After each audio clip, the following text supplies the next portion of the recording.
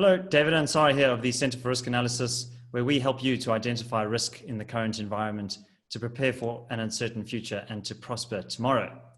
South Africa has one of the highest rates of crime in the world, and particularly violent crime. The South African Police Service has released its annual crime statistics.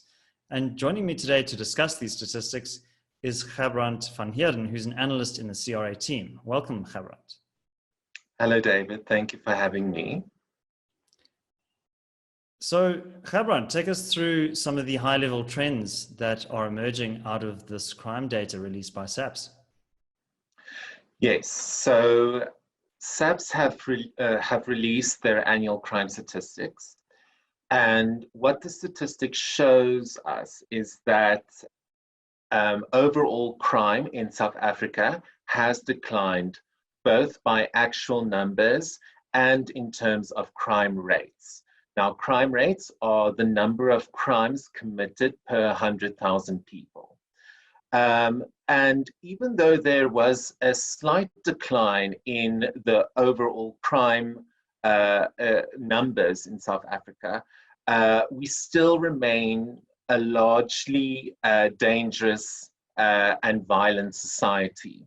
So when I zoom into, or let's zoom into the crime rates, the residential burglary rate stood at 350 incidences per 100,000 people. Both the common and serious assault rates stood at around 280 incidents per 100,000 people, and aggravated robbery stood at 240 incidences. Our murder rate has basically remained unchanged from the previous year, with 36 murders committed per 100,000 people in the last year. Now, when we compare our murder rate to other countries, the picture becomes very clear of how dangerous of a society we are. In fact, South Africa is 7 times more deadly than the United States. We are 36 times more deadly than the countries of Australia and Germany, and we are even 5 times more deadly than Afghanistan, a country which is notorious for ongoing civil war and terrorism activities. So the point is, yes, we are moving in the right direction in terms of overall crime trends, but at a very, very slow pace. And there are a number of other problems that have existed for a number of years now, which prevents our security forces, the South African Police Service, from really combating crime and making significant progress.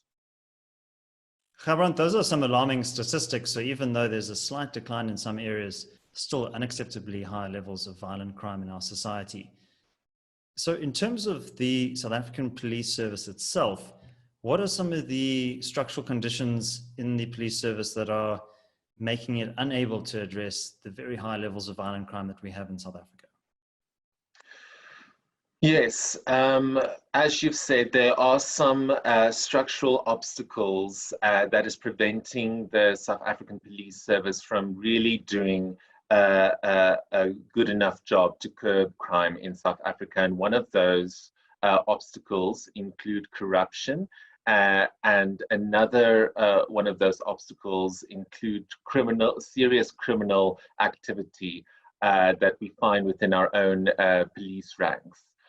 In fact, the SAPS's own annual report showed that in the previous year, more than 1,300 SAPS employees were guilty of misconduct. And some of these criminal behavior included 60 cases of corruption, 30 cases of assault, 20 cases of robbery, and 10 cases of murder.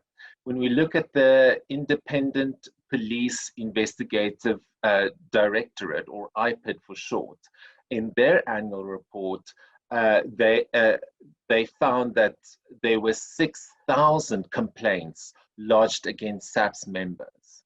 So these data points are showing that there is a level of criminal behavior in our police ranks, which is unfortunate because the majority of South African police officials are innocent, hardworking members of society who really just want to create a safer environment for South Africa. But as data from IPID and SAPS have shown, and many of the research that we have done, there is a significant problem when it comes to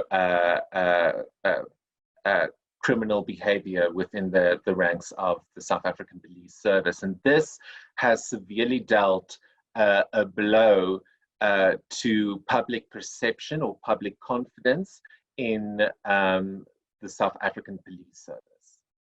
So Gerbrandt, that's quite alarming that there's such high levels of criminality within the ranks of the police force itself. So what are public perceptions towards the police? That seems to be a risk of a dramatic breakdown in trust in the institution of the police. Yes, David, you're absolutely correct. There has been a noticeable decline in the confidence levels, in the public's confidence levels when it comes to the South African Police Service. In fact, the Victims of Crime survey, which is published annually by Status A, showed that in 2011, more than 60% of people surveyed were satisfied with police.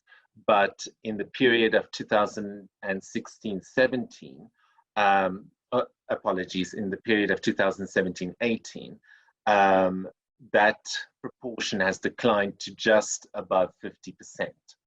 And what the survey also showed was that only a third of people surveyed said that they saw a police vehicle in their neighborhood or in their area.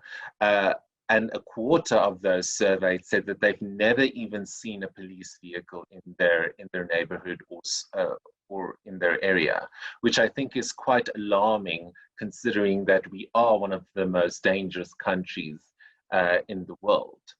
And as people start to lose confidence in in the South African Police Service, we've seen a migration to more private security services, which have proven to be a lot more effective and efficient in combating crime.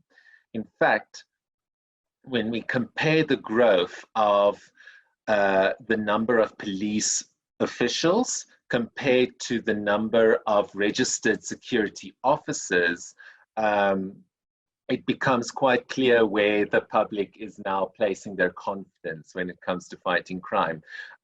Since the mid-1990s, the number of police officials has increased by 40%, whereas the number of private security officers have increased by nearly 400%. So that's basically 10 times the increase in the number of police officials.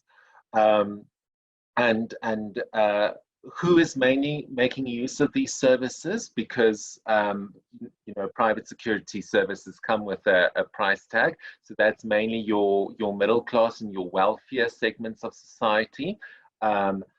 So those who live in informal settlements and in poorer areas don't have the luxury to utilize private security forces when the police fail to curb crime in their areas. And that's where we see a rise in vigilantism, or otherwise known as mob justice. And 2 years ago, the SAPS actually mentioned that of the 20,000 murders that were committed during that year, around 800 of those murders were due to mob justice. But as the Institute of Security Studies have noted, that figure may be a conservative estimate, because oftentimes, due to the context of the situation, it becomes difficult to determine the motive of the murder. So we expect that the actual number of murders committed by mob justice activities to be much higher than reported. All right, Gerbrandt, well, thank you very much for sharing this analysis with us. I think it's very important that we pay close attention to crime trends.